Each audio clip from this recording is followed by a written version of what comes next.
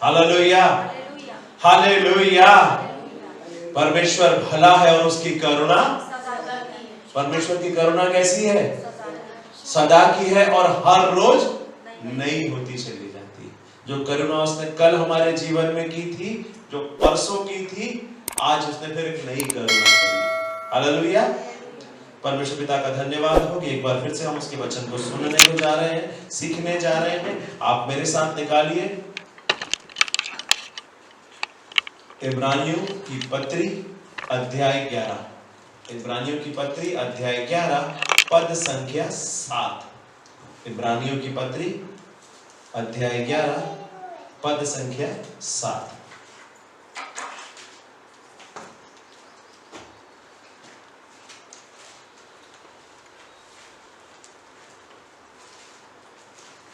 मिल गया?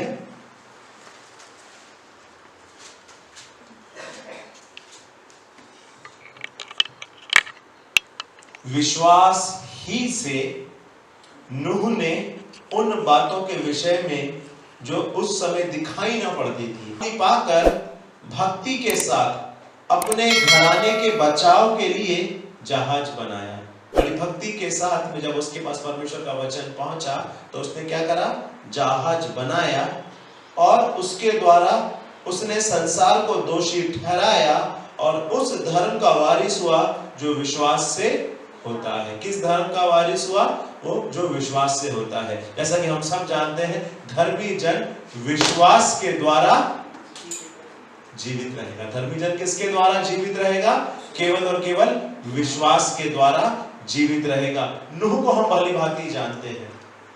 अगर मैं आपको नूह के जीवन के बारे में बताऊं तो आप मेरे साथ निकालिए उत्पत्ति की किताब अध्याय 6। यहाँ अध्याय 6 के पद संख्या 8 में ऐसा लिखा हुआ है, यहोवा के अनुग्रह की दृष्टि नूह पर बनी रही। यहोवा की अनुग्रह की दृष्टि नूह पर बनी रही। क्यों ऐसा यहाँ पे लिखा है? क्यों यहाँ पे उत्पत्ति का लेखक इसको लिख रहा है कि परमेश्वर की दृष्टि नूह पर बनी रही? अगर हम इसकी ऊपर की वर्सेस को देखें और इस वर्सेस के बाद की वर्सेस को देखें तो ऐसा लिखा हुआ है,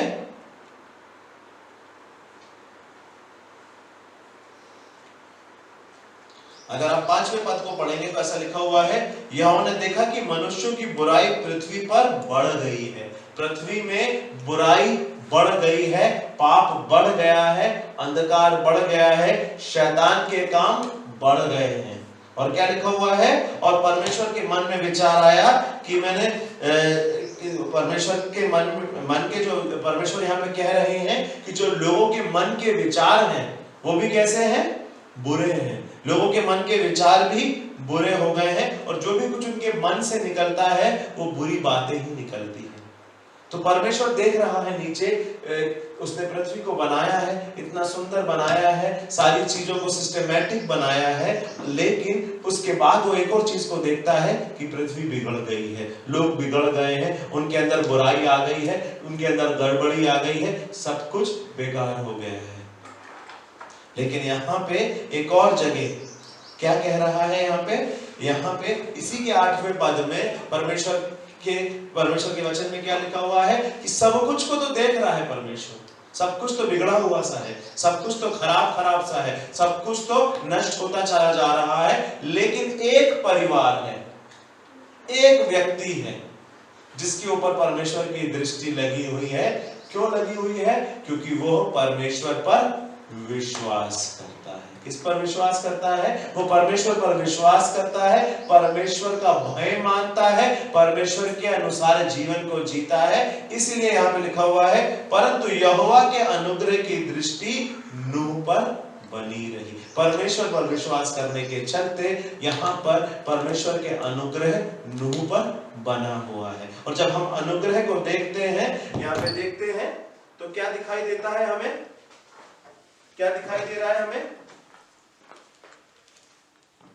यहाँ पे हमको अगर दिखाई देता है कि परमेश्वर अपनी वाचा को कायम रखूंगा, और जब मैं तेरे साथ अपनी वाचा को कायम रखूंगा तो तू क्या कर? 15वें पद में लिखा हुआ है, इसलिए तू गोपेर वृक्ष की 14वें पद से पढ़ रहा हूं मैं, इसीलिए तू गोपेर वृक्ष की लकड़ी एक जहाज बना ले, उसमें कोठरिया बनाना और भीतर बाहर उस पर राल लगाना।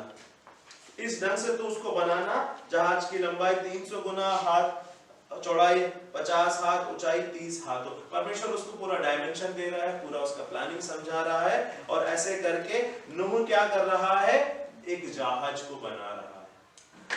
और जहाज क्यों बना रहा है, अगर मैं आपसे सीधे पूछूं तो क्यों बना रहा है जहाज, तो आपका सीधे सीधे उत्तर होगा कि नूह जहाज को इसलिए बना रहा है ताकि परमेश्वर की इच्छा के अनुसार वो और उसका परिवार बच सके। और जो जिन जीव जंतुओं को परमेश्वर ने निर्धारित किया है वो सारे के सारे लोग बच सके। हालेलुया। पर्पस तो यही था ना परमेश्वर का कि नूह को मैं बचा लूं, उसके साथ हर जाति प्रजाति के जीव जंतु जितने भी हैं पक्षी, उन सबको मैं बचा लूं, सारे जंतुओं को मैं बचा लूं। हालेलुया। यही काम परमेश्वर ने एक और बार किया। अगर आप इस नूह के विश्वास को, इस नाव की घटना को देख रहे हैं, नाव की इस कहानी को हम बचपन से पढ़ते आ रहे हैं, सुनते आ रहे हैं, आज अगर हम इसको बड़े ध्यान से देखें कि इस नाव के बारे में जिसको नूह बना रहा था, नूह ने बनाई, और उसके बाद वो और उसका पूरा परिवार, उसकी पत्नी, उसके 3 बेटे, 3 बहुएं और बहुत सारे मवेशी और जानवर और जीव जंतु उसके साथ उस नाव में चले गए। तो यहाँ पे वो सारे, यहाँ पर ये एक प्रकार से सिंबॉलिक रूप से ये यीशु मसीह को दिखाता है।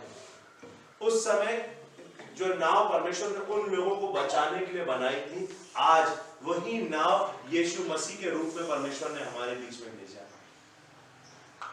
यीशु मसीह एक प्रकार से अगर आप देखो तो आत्मिक रूप से उस नाव के समान है। हालेलुया। किसके समान है? यीशु मसीह भी हमको नाव के समान दिखाई देगा। अगर आप इस नाव की पूरी घटना को अगर आप ध्यान से देखो, मैं आपको कुछ वर्सेस को इसमें से दिखाऊं तो अगर आप देखें यहाँ पे नूह के जीवन के बारे में, तो जो सबसे पहली बात थी, जो नाव की, जो आर्क जो था वो परमेश्वर की योजना थी, वो परमेश्वर की इच्छा थी। अगर आप इसी अध्याय उत्पत्ति की किताब अध्याय 7 के पद संख्या 16 को देखें तो जितने भी लोग नाव के अंदर गए उनके बारे में क्या लिखा हुआ है?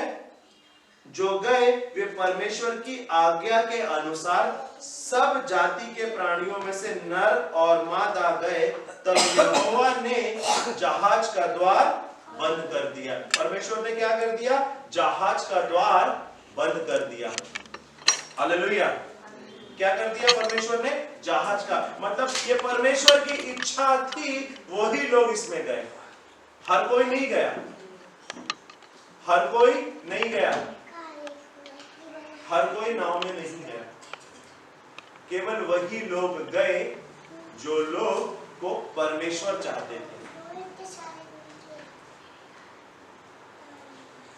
हालेलुया।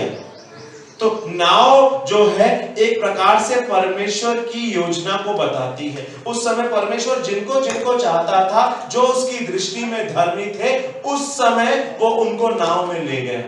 लेकिन अगर आप इसको यीशु मसीह के रूप में देखें, इस नाव को आज की सुबह आप यीशु मसीह के रूप में देखें, तो यीशु मसीह में वही लोग बच रहे हैं जिसको परमेश्वर चाह रहा है। उस समय नूह परमेश्वर की दृष्टि में धर्मी था, लेकिन अब परमेश्वर स्वयं लोगों को अपनी धार्मिकता दे रहा है। अगर मैं आपको बाइबल की कुछ वर्सेस को बताऊं, आप मेरे साथ निकालिए पहला कुरिन्थियों अध्याय 1 पद संख्या 30। कैसे हमारे जीवन में जिस प्रकार नूह के जीवन में परमेश्वर की वो योजना थी, कैसे यीशु मसीह में आना, यीशु मसीह में छुटकारे को ग्रहण करना हमारे लिए परमेश्वर की योजना है। पहला कुरिन्थियों अध्याय 1 पद संख्या 30, यहाँ ऐसा लिखा हुआ है, परंतु उसी की ओर से तुम मसीह यीशु में हो। किसकी ओर से? परमेश्वर की ओर से हम मसीह यीशु में हैं। ये परमेश्वर की इच्छा है कि आज की सुबह आप इस वचन को सुनो। ये परमेश्वर की इच्छा है कि आप और मैं बचाए गए हैं। ये परमेश्वर की इच्छा है कि आप और हम चुने गए हैं। काहे पे चुने गए हैं? क्या लिखा है? यह परंतु उसी की ओर से तुम मसीह यीशु में हो, जो परमेश्वर की ओर से तुम्हारे लिए ज्ञान अर्थात धर्म, पवित्रता और छुटकारा है। आपका और मेरा छुटकारा परमेश्वर के योजना के अनुसार है। ये परमेश्वर का मास्टर प्लान है। अगर मैं ऐसे कहूं कि यीशु मसीह में आपको और मुझे बचाना, उस समय परमेश्वर ने नूह को और उसके परिवार को बचाया था। आज परमेश्वर यीशु मसीह में आपको और मेरे को बचा रहा है। हालेलुया। एक और वचन को आप निकालेंगे, कलोसियों 3:3, तो वहां ऐसा लिखा हुआ है, पौलुस इसको इस तरीके से अलग तरीके से समझा रहे हैं।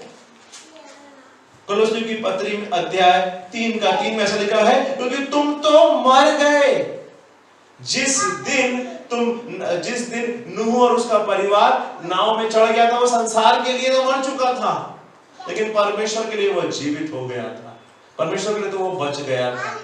वैसे ही जिस दिन हम यीशु मसीह में आए, यीशु मसीह में एकत्र हुए, उस दिन क्या लिखा हुआ यहाँ पे, क्योंकि तुम तो मर गए और तुम्हारा जीवन मसीह के साथ परमेश्वर में छिपा हुआ है। मेरे प्रियो, नूह और उसका परिवार जब नाव में चला गया था तो वो बाहर से दिखाई नहीं दे रहा था, क्योंकि परमेश्वर ने उस नाव के ढक्कन लगा दिए थे, उसका दरवाजे को बंद कर दिया था। ऊपर एक हाथ, नीचे एक खिड़की थी, वो भी बंद थी। तो संसार 17 दिन आया, उसी दिन बड़े गहरे समुद्र के सब सोते फूट निकले और आकाश के झरोखे खुल गए और वर्षा 40 दिन और 40 रात निरंतर पृथ्वी पर होती रही। पर लगातार वर्षा होती रही, पानी बढ़ता चला गया और आगे लिखा हुआ है 17वें पद में, पृथ्वी पर 40 दिन तक जल प्रलय होता रहा।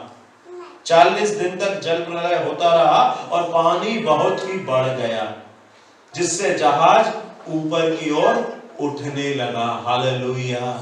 नूह का जहाज पानी से, धरती से, जहां पे पाप था, जहां पे लोग बिगड़े हुए थे, जहां पे लोग गलत जीवन जीने लगे थे, जहां लोग परमेश्वर से बलवा करने लगे थे, उनसे क्या हो गया, ऊपर उठने लगा। हालेलुया। और अगर और आगे पढ़ेंगे, जल बढ़ते बढ़ते पृथ्वी पर बहुत ही बढ़ गया और जहाज जल के ऊपर तैरता रहा। और वो जो जहाज था वो क्या हो गया, वो धीरे धीरे जल के ऊपर तैरना प्रारंभ कर दिया। जब नूह ने जहाज को बनाया था, उस समय वो उसी जगह खड़ा हुआ था। जैसे जैसे पानी बढ़ता चला गया, जैसे जैसे वर्षा होती चली गई, वैसे वैसे जहाज ऊपर उठता चला गया और उसके बाद वो तैरने लगा। और 19वें पद में लगा है, जब जल पृथ्वी पर अत्यंत बढ़ गया, यहां तक कि सारी धरती पर जितने बड़े बड़े पत्थर थे, पहाड़ थे, सब डूब गए। तब जल 15 हाथ और बढ़ गया और पहाड़ भी डूब गए। एक समय आया कि जब इतना पानी बढ़ गया कि जितने भी पहाड़ उस समय थे, जितनी भी घाटियां उस समय थी, जितनी भी चट्टानें उस समय थी, वो सब की सब क्या हुई, डूब गई। और क्षमा करें, ये जो नूह और उसका परिवार और वो जहाज में जितने जीव जंतु प्राणी थे, वे सब के सब और ऊंचे हो गए और नाव में सुरक्षित हो गए। हालेलुया। जिस दिन आप और मैं यीशु मसीह में आए, जिस दिन आप और मैं यीशु मसीह में आए, उस दिन से आप, परमेश्वर ने हमको क्या कर दिया, यीशु ने हमको अपने साथ ऊपर परमेश्वर के साथ मेल करा दिया, हमको ऊंचा कर दिया, हमारे स्तर को बढ़ा दिया। अब हम पृथ्वी के नहीं रहे। अगर आप कलोसियों की ही पुस्तक में जाएंगे और वहां पे देखेंगे, तो जिस दिन हमने यीशु मसीह को ग्रहण किया था, उस दिन हम क्या हो गए, हमारा जीवन बदल गया, हमारी परिस्थितियां बदल गई। क्या लिखा हुआ है यहाँ पे,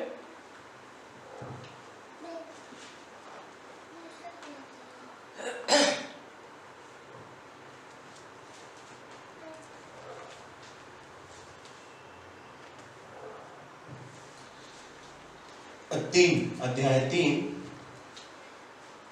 कि अतः जब तुम मसीह के साथ जिलाए गए तो तो स्वर्गीय वस्तुओं की खोज में रहो। यीशु मसीह जिलाए जाने के बाद सीधे स्वर्ग में उठा लिया गया, स्वर्ग में विराजमान हो गया पृथ्वी पर। और तुम पृथ्वी के नहीं हो, क्या कहता है, पृथ्वी पर की नहीं परंतु स्वर्गीय वस्तु का ध्यान लगाया करो, क्योंकि तुम मर गए और तुम्हारा जीवन परमेश्वर में छुप गया है। जिस दिन हम, मेरे प्रियो, यहां से जब हमने यीशु मसीह को ग्रहण किया था, उस दिन हमारा जीवन क्या हो गया, पूर्ण रूप से बदल गया।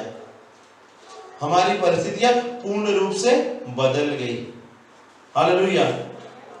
इसीलिए परमेश्वर हमको कह रहा है कि जैसे जैसे उनकी नाव ऊपर जा रही थी, वैसे ही हम भी ऊपर उठा लिए गए हैं।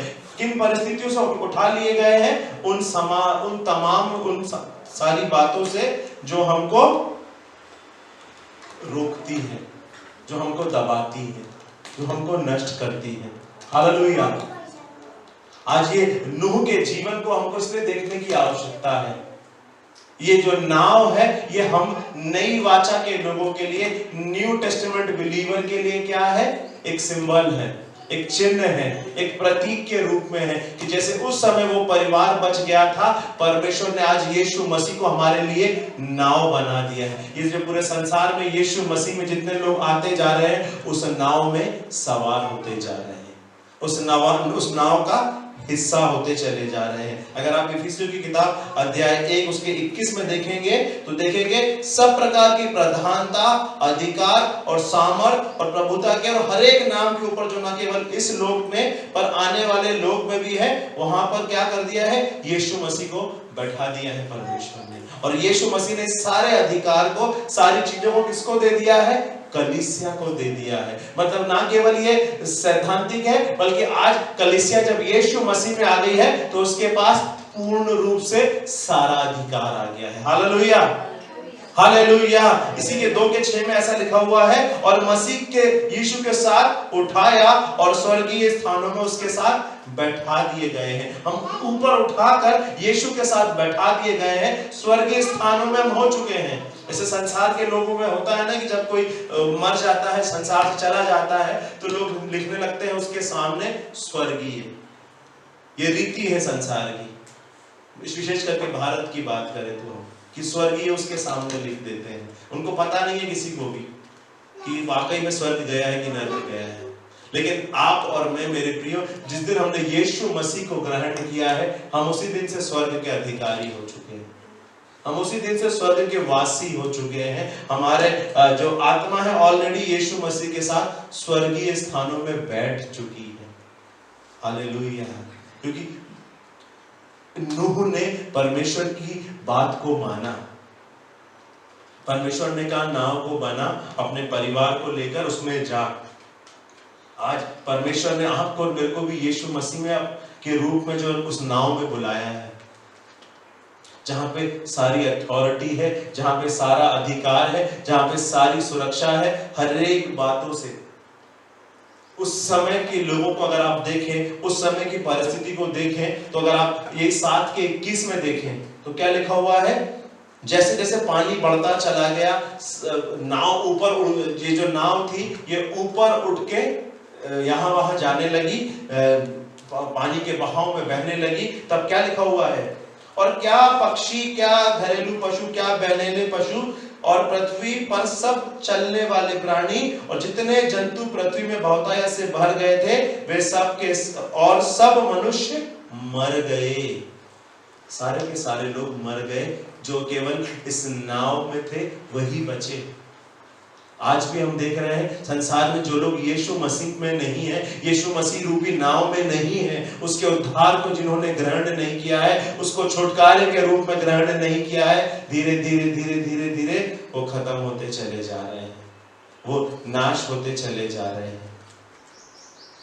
हम जब टीवी को देखते हैं, हम जब बाकी सारी चीजों को देखते हैं, हमको बहुत दुख होता है कि यहाँ पे इतने लोग मर गए, दंगों में मर गए, कोरोना वायरस जो पूरे संसार भर में चाइना से निकल के फैल रहा है, वहाँ लोग मरते जा रहे हैं, एक्सीडेंट के द्वारा लोग मर रहे हैं, अलग अलग महामारियों के द्वारा लोग मर रहे हैं। वो सारी चीज़ों को जब हम देखते हैं तो हम दुखी हो जाते हैं। लेकिन हमको एक तरफ खुश होने की भी आवश्यकता है कि हम बचा लिए गए हैं, हम यीशु मसीह रूपी नाव में बैठे हुए हैं और हम सब जीवित हैं। ये बीमारी हमको छू नहीं सकती, ये गरीबी हमको छू नहीं सकती, ये परेशानी हमको छू नहीं सकती, क्योंकि हम सब इन सब बातों के ऊपर हैं। जैसे ही हमने कुछ पदों पहले पढ़ा था कि पहाड़ भी नीचे रह गए, तो अब नूह की नाव पहाड़ के ऊपर तैर रही है। नीचे पहाड़ है, चट्टान है। आज जब आप यीशु मसीह में आ गए हो, आपको यही बात पे विश्वास रखना है कि मैं यीशु मसीह में हूं, यीशु मसीह रूपी नाव में हूं और मैं अपने पहाड़ के ऊपर तैर रहा हूं। आमीन। चाहे वो बीमारी हो, चाहे वो गरीबी हो, चाहे वो लाचारी हो, चाहे वो आत्मिक जीवन में फेलियर हो, चाहे कैसी भी परिस्थिति क्यों ना हो, आपको यही देखना है कि मैं यीशु मसीह रूपी नाव में अपने पहाड़ के ऊपर हूं। हालेलुया।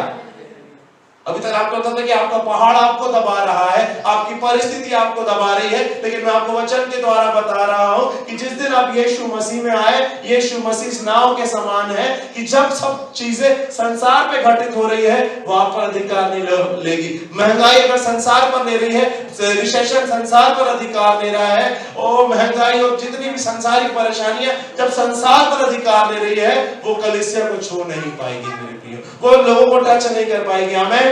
वो आपको टच नहीं कर पाएगी। आपको यही विश्वास करना है। इसी विश्वास के चलते नूह धर्मी गिना गया मेरे प्रियो। इसी विश्वास के चलते आप और मैं यीशु मसीह में आए हैं। जब हम यीशु मसीह में आए हैं तो हमको अपने आप को सबसे पहले सिक्योर देखने की आवश्यकता है, अपने आप को सेफ्टी में देखने की आवश्यकता है, अपने आप को सुरक्षित देखने की आवश्यकता है। Hallelujah, hallelujah.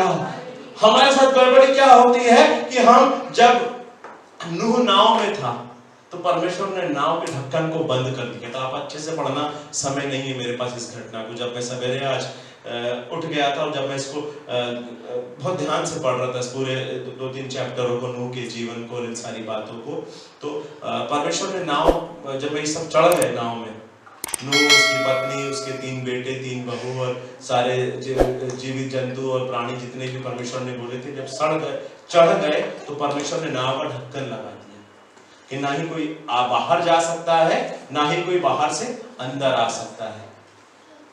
परमेश्वर ने क्लोज कर दिया वहां पे। क्यों क्लोज कर दिया? जिससे कि ये लोग सुरक्षित रहे। आज जब हम मसीह यीशु में आ गए हैं तो हमको इसलिए वापस पुराने जीवन में लौटने की आवश्यकता नहीं है।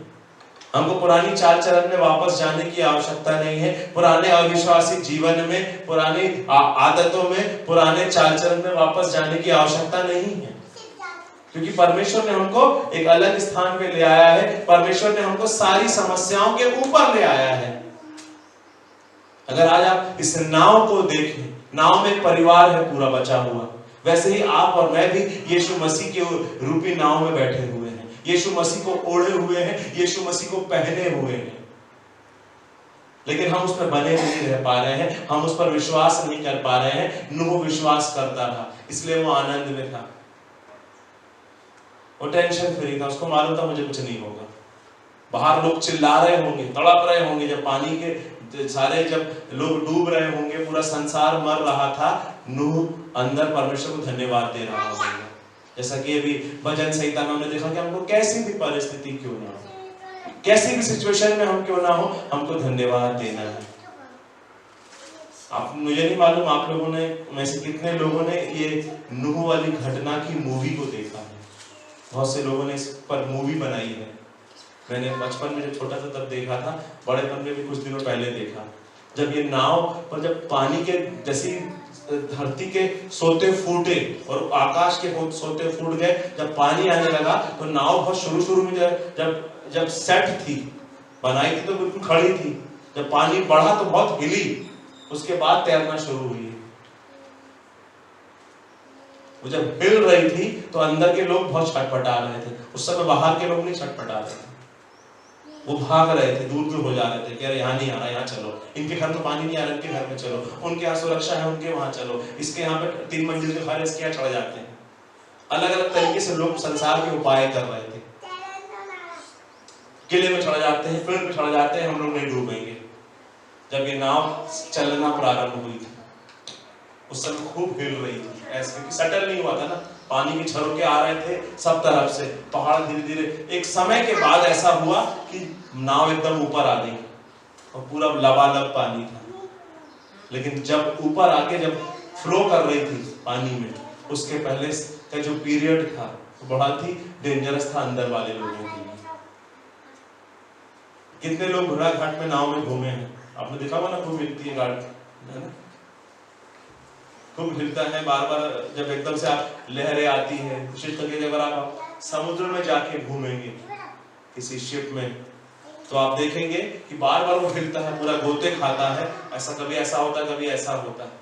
वो सबसे डेंजरस टाइम होता है वहां का, जब लोग डरते हैं, घबराते हैं, लेकिन धीरे धीरे उनको आदत हो जाती है। वैसे ही हमारे साथ भी, जब हमने विश्वासी जीवन में कदम रख लिया, जब हम विश्वास में आगे बढ़ना शुरू हो गए, यीशु मसीह रूपी नाव में हम जब बैठ के आगे बढ़ रहे हैं, जब फाइनेंशियल क्राइसिस आता है, किसी भी प्रकार की परीक्षा आती है, तो हम भी वैसे डगमगाने लगते हैं। पिछले सप्ताह भी हमने देखा था, एक भजन संहिता को पढ़ा था कि धर्मी पर विपत्ति आती तो है, लेकिन यहोवा के कान खुले हैं उनकी दुहाई को सुनने के लिए। विपत्ति आएगी, ऐसा नहीं कि आप मसीह में आ गए हो तो समस्या नहीं आएगी, परेशानी नहीं आएगी, तकलीफ नहीं आएगी। समस्या आएगी, परेशानी आएगी, तकलीफ आएगी, लेकिन परमेश्वर उसमें से निकाल लेगा। जब नाव में ये लोग थे एक साथ, तो वहां पे सारे जीव जंतु थे, सबका खाना था, सारी चीजें थी, कुछ भी कम नहीं पड़ा। मैं जब उसको देख रहा था तो करीब 10-11 महीने, एक साल तक ये लोग, लगभग एक साल तक ये लोग उस नाव में थे। नाव में एक साल तक थे, और एक साल तक सारे प्रोविजन, सारे प्रावधान नाव के अंदर थे। हालेलुया। सारे के सारे प्रावधान नाव के अंदर थे। जिस दिन आप और मैं यीशु मसीह रूपी नाव में आए, पौलुस इस प्रकार लिखता है इफिसियों 1:3 में, क्या लिखा हुआ है? हमारे प्रभु यीशु मसीह के परमेश्वर और पिता का धन्यवाद हो कि उसने हमें मसीह यीशु में स्वर्गीय स्थानों में सब प्रकार की आत्मिक आशीषें दी हैं। परमेश्वर ने हमको सारी आशीषें दे दी है, सब प्रकार की आत्मिक आशीषें, सब प्रकार की, चंगाई भी उसमें है, सारी चीजें हैं। अगर इसमें लिखा होता स्वर्गीय स्थानों में सब प्रकार की आशीषें, अगर यहाँ लिखा होता पृथ्वी में सब प्रकार की आशीषें, तो वो बहुत थोड़ा होता, बहुत यही का होता। लेकिन स्वर्गीय स्थानों में लिखती है, मतलब इटर्निटी तक, अनंत काल तक हमें किसी चीज की कमी नहीं होगी। अगर हमें कमी हो रही है तो वो इसीलिए हो रही है कि हम उस पर विश्वास नहीं कर पा रहे हैं, हम यीशु मसीह पर बने नहीं रह पा रहे हैं, हम यीशु मसीह पर यकीन नहीं कर पा रहे हैं। जैसे नूह को जब परमेश्वर ने कहा था नाव बना, उस समय उसकी उम्र थी 500 वर्ष। जब परमेश्वर के वहां पे लिखा हुआ है नूह की, जब उसके 3 बेटे हुए थे, उस समय उसकी एज 500 वर्ष थी। लेकिन जब ये जहाज में एंटर हुए, उस समय उसकी एज थी 600 साल, और जब 601 साल हो गए तब वो बाहर निकले वापस। उसके बाद वो 350-950 साल वो जीवित रहा, तो 100 साल लग गए नाव बनने में। जब नूह नाव बना रहा था, मैंने वो मूवी में देखा कि लोग हंसते थे, पागल हो गए ये लोग, बाप बेटे तीनों बेटे भी और पिताजी भी सब पागल हो गए हैं, ये लोग को समझ में नहीं आ रहा क्या करना, ये लोग इतनी बड़ी नाव क्यों बना रहे हैं,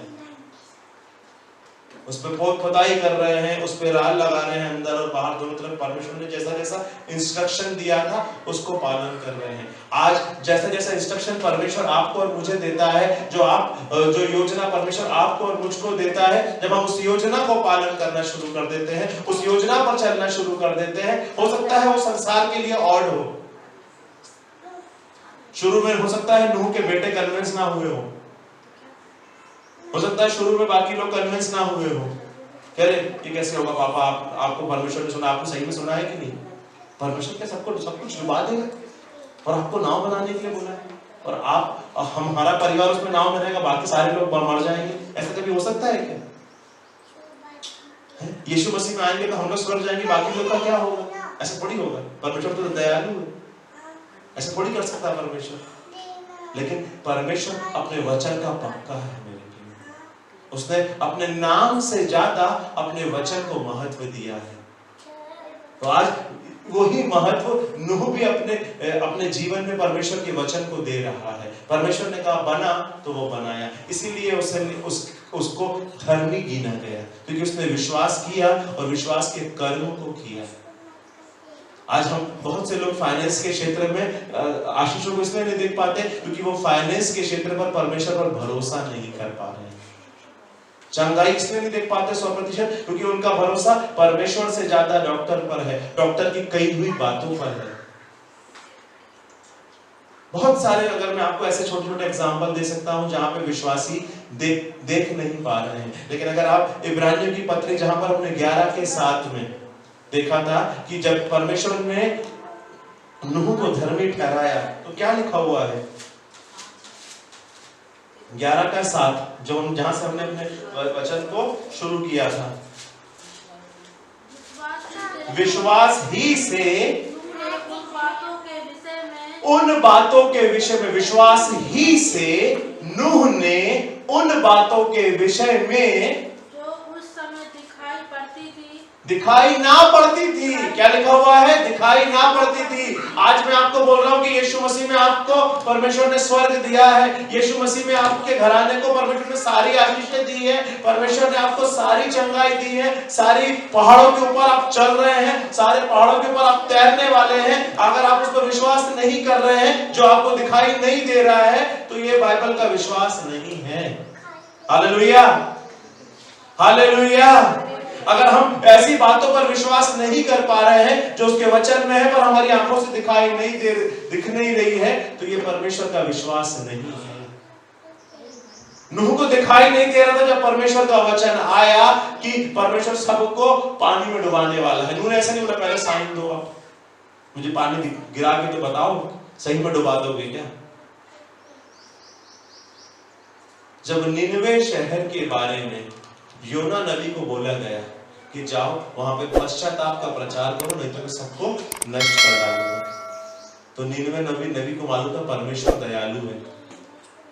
परमेश्वर ने मना कर दिया, निनवे ने मना कर दिया कि नहीं मैं अपना जाऊंगा। योना नबी जो था निनवे ना जाके योना दूसरी तरफ तर्शीश की तरफ चला गया, और जिस जहाज में बैठ के जा रहा था वहां रास्ते में तूफान आ गया। लोगों ने पर्ची डाली, किसके नाम पे निकली? तो वो योना नबी के नाम पे निकली, और लोगों ने उठा के योना नबी को बाहर फेंक दिया।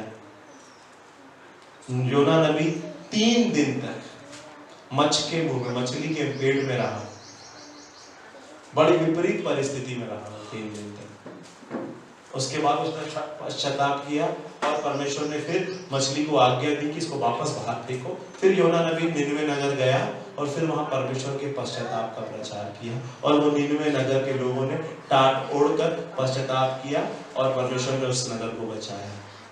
आज परमेश्वर जो वचन को बोलता है, अगर वो आपको दिखाई नहीं दे रहा है तो भी आपको उसको पालन करना है। अगर आपको जिस क्षेत्र में आशीष की आवश्यकता है, आप उस क्षेत्र पर परमेश्वर के वचनों पर विश्वास करिए। हो सकता है वो फाइनेंस का क्षेत्र हो सकता है वो परिवार का क्षेत्र हो सकता है वो शारीरिक चंगाई का क्षेत्र हो सकता है वो आत्मिक जीवन में आगे बढ़ने का क्षेत्र हो सकता है वो बच्चों के पालन पोषण का क्षेत्र हो, कोई भी क्षेत्र क्यों ना हो। अगर आपको वहां आशीष चाहिए तो आपको परमेश्वर के वचन में उसके बारे में खोजना होगा कि परमेश्वर का वचन मेरी इस परिस्थिति पर क्या बोलता है। हालेलुया। कोई भी वचन परमेश्वर इस घटना को जब लेकर आया है, पौलुस यहाँ पे लिख रहा है इब्रानियों की पत्री में कि उसको दिखाई नहीं दे रहा था। क्या लिखा हुआ है? विश्वास ही से नूह ने, बोलिए विश्वास ही से नूह ने उन बातों के विषय में जो उस समय दिखाई ना पड़ती थी, चेतावनी पाकर भक्ति के साथ अपने घराने के बचाव के लिए जहाज बनाया। पड़ेगा कि मैंने विश्वास करके जो बातें मुझे दिखाई नहीं देती थी, उन बातों पर भी मैंने विश्वास करके अपने परिवार को बचाया, अपने फाइनेंस को बचाया, अपने रिश्तों को बचाया, अपने सारी बातों को बचाया, अपने आत्मिक जीवन को बचाया, अपने शारीरिक चंगाई को बचाया। लेकिन अगर हम विश्वास करके उस पर चलना शुरू नहीं कर देंगे तो ये हमारे जीवन में दिखाई नहीं देगा मेरे प्रियो। जिस प्रकार एक वर्ष के बाद जब ये लोग बाहर निकले नाव से तो सब कुछ नया था, सारी चीजें नई हो चुकी थी।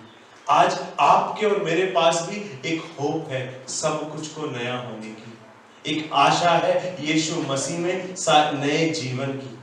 आज आपके और मेरे पास भी यीशु मसीह में नए जीवन को पाने की आशा है। अगर आप मेरे साथ एक वचन को देखें नए नियम के, मत्ती का सुसमाचार अध्याय 24 पद संख्या 37 से लेके 44 तक।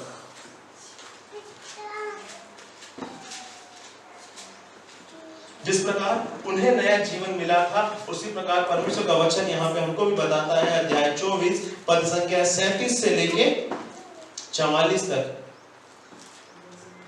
जैसे नूह के दिन थे वैसे ही मनुष्य के पुत्र का आना भी होगा। जैसे नूह के दिन थे वैसे ही मनुष्य के पुत्र का आना भी होगा। अब आपने अच्छे से देख लिया नूह के दिन कैसे थे।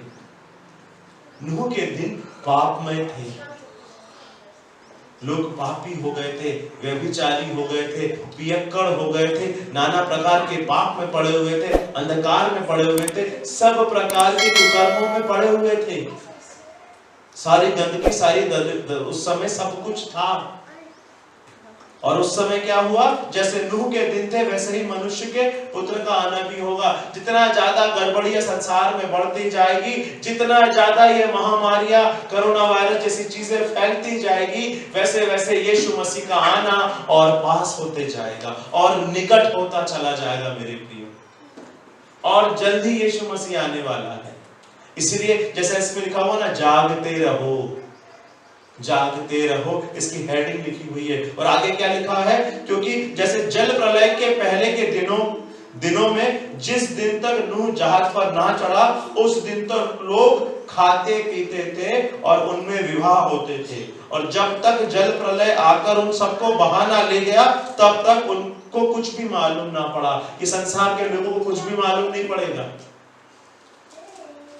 संसार के लोगों को कुछ भी मालूम नहीं पड़ेगा। वो हंसी ठट्टा और सारी बातें करते रहेंगे, पाप का जीवन जीते रहेंगे, उनको कुछ फर्क नहीं पड़ेगा, उनको मालूम भी नहीं होगा। और अचानक एक दिन यीशु मसीह आएगा और अपनी कलीसिया को, अपनी दुल्हन को, जो उसके लिए तैयार है, जो उसको फेस करने के लिए अपने आप को तैयार कर ली है, उसको ले जाएगा।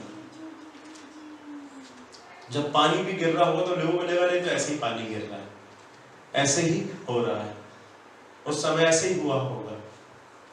अब इमेजिन करके देखिए, जब एक दिन पानी गिरता, 2 दिन पानी गिरता, 3 दिन पानी गिरता, तो हमको ये नहीं लगता कि अब लगातार पानी गिरेगा। अगर जबलपुर के अंदर लगातार पानी गिरता गिरता गिरता गिरता रहेगा तो कुछ दिनों के बाद बरगी डैम के ऊपर से पानी जबलपुर में घुस जाएगा, है ना।